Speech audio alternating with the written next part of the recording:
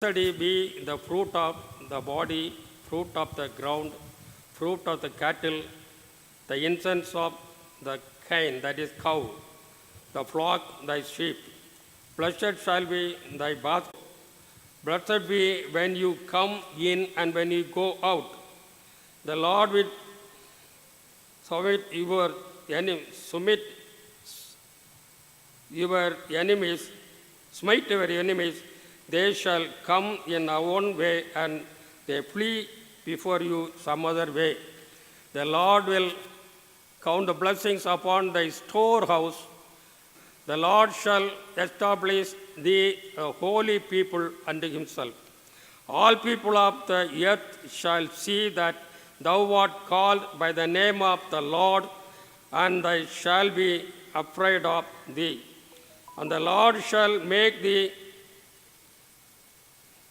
blessings in God's fruit of the body, and cattle and ground and the Lord.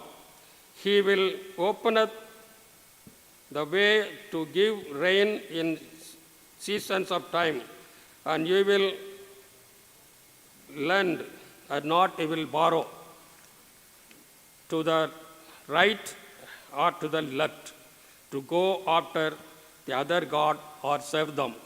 So there are important blessings, and if you keep the commandments and the laws and everything, whatever Moses gave to the children of Israel.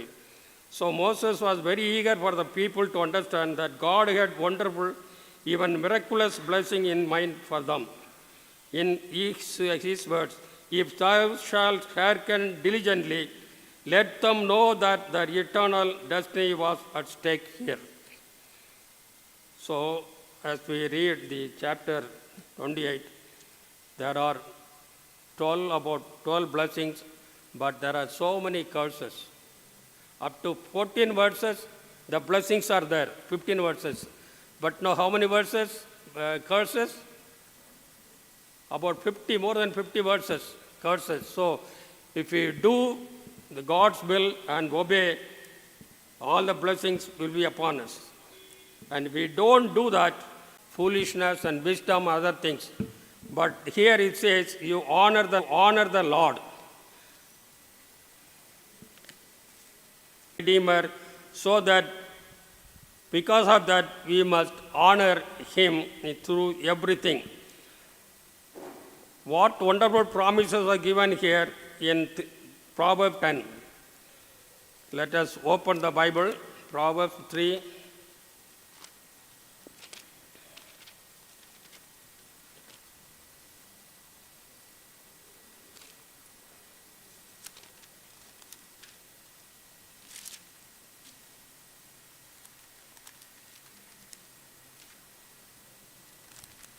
All right.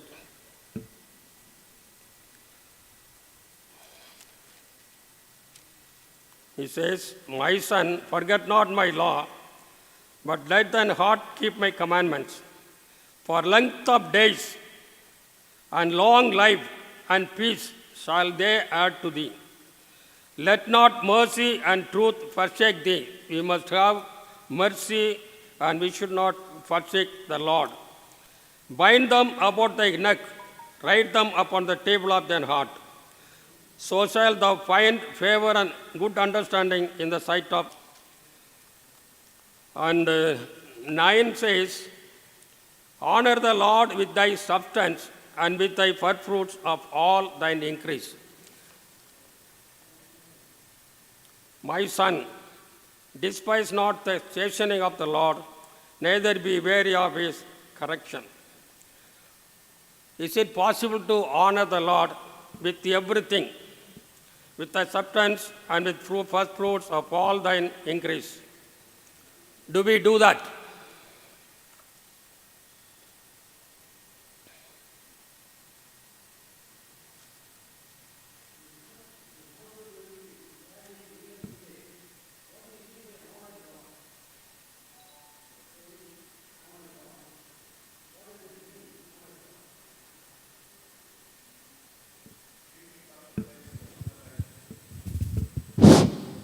Honor God means to glorify God and increase It is your question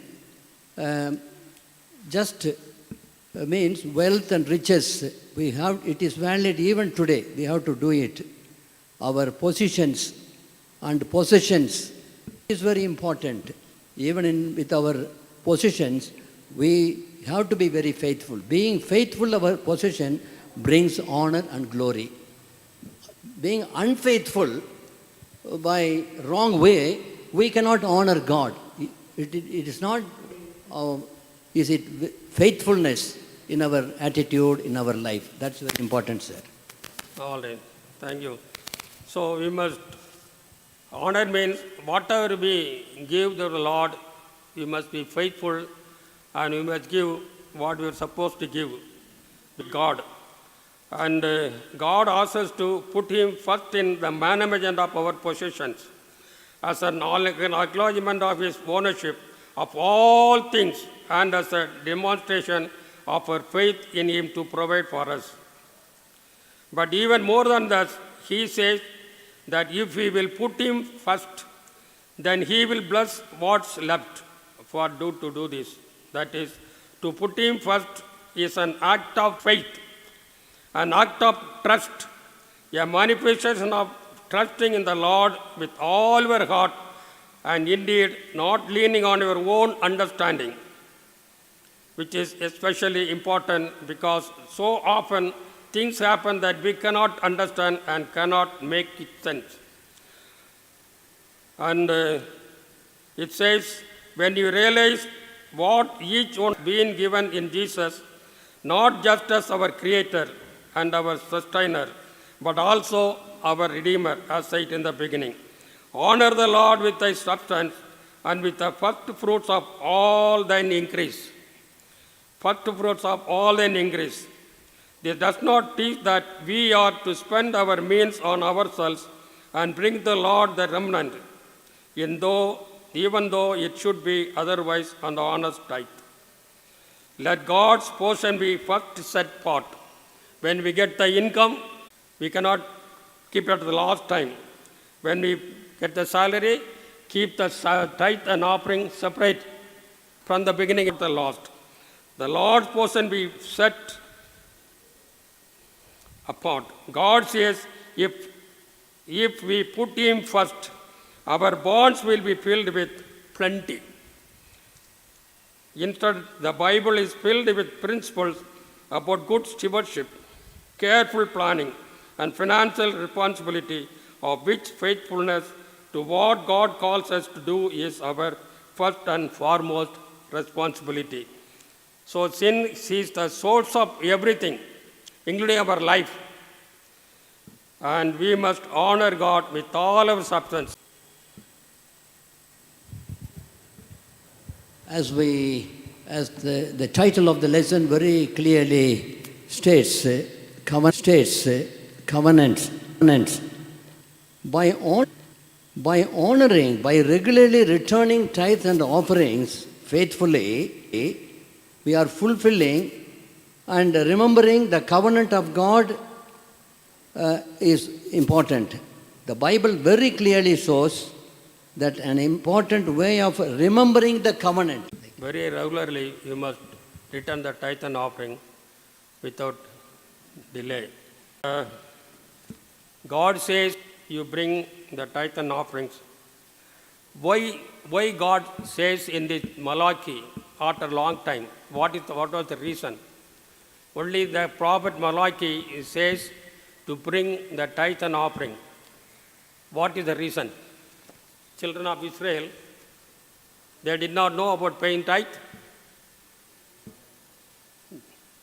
What's the important reason?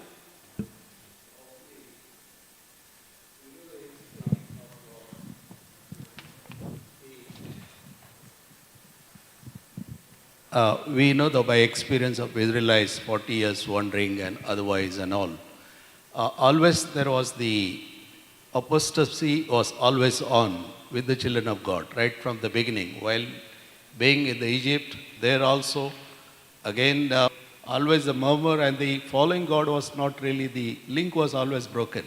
So each time, each prophet had come in time, they have always warned again and again. Even the statutes, the 10 commandments were given. Then later on we know the history how the children behaved. That's why Malachi felt this is the most sacred thing. They must do it. Purpose, of course, they knew it. The purpose of prophet also may be possible of saying it is required. But the main reason is this. Even for us, the same lesson is that. At times you are faithful, sometimes we come giving and all. Thank you. Malachi was doing his ministry to 400 BC. Babylon, they completely forgot about paying the tithe and offerings. They did not have any knowledge because the generation gone by. The people, those who went there, they are not living. They are all dead and gone. But new generation, they did not know how to honor God and paying tithe. So this is the main reason Malachi, when he was the prophet from 450 to 400, God told him, children of Israel, when they came back, which year? About 538 BC they came back from Babylon. Ezra and Nehemiah, all they brought them. And they completely forgot about paying the tithe to the Lord. This is the very important reason God had to remind them, you bring the tithe and offering. If you don't bring the tithe and offering, you are robbing God. You are robbing God. So when we don't pay the tithe, when you don't comply, God says, you are robbing myself. So this is very, very important. Tithe and offerings, mainly tithe. Yes. First reason why they were not paying the tithe and offering regularly, because they lived in Babylon for about 70 years, and they might have forgotten, and they might have stopped practicing returning tithe and offering.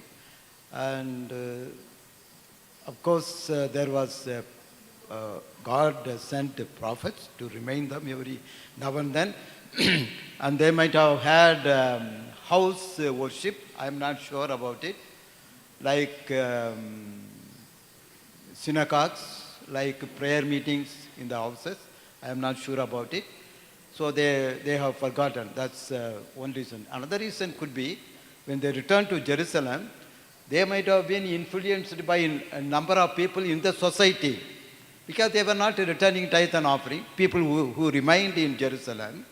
And they might have been greatly influenced by non-tithe payers, because personally I am impacted by a good number of people. The way that I behave, the way that I speak, the way that I do things, most of the time are practiced by the society or environment or situation wherever we are. So number of people did not practice returning the tithe and offering then, and could be even today. You know, even in our church, some observe that there are people who could be able to pay more tithe and they are not returning. Others feel, oh, such and such man earns a lot of money by his business and he is not returning so much.